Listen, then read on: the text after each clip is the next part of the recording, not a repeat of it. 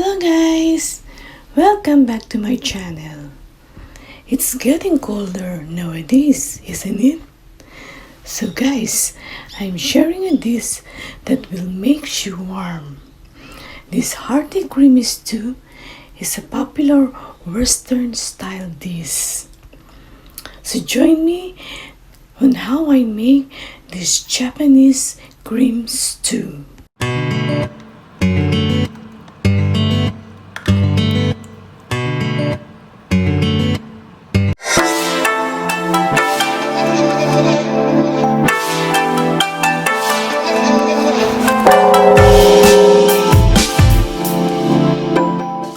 We have the sliced onion,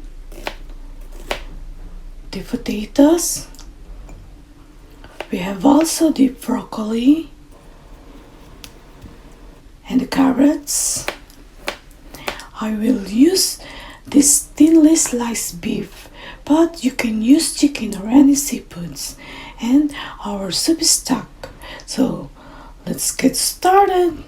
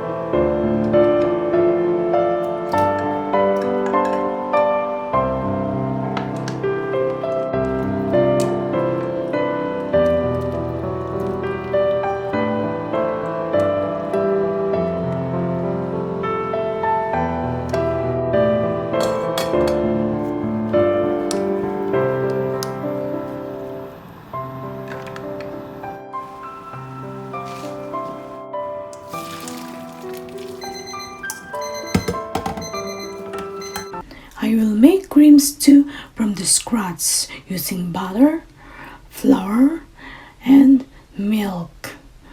But you can use the ready-made cream stew rocks if you want. It is available at the supermarkets.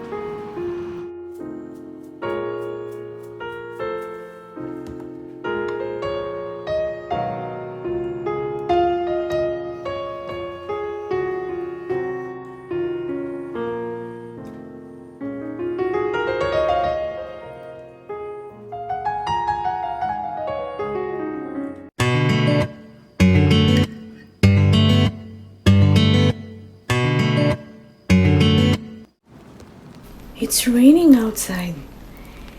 Stay warm, guys. Mata ne. See you.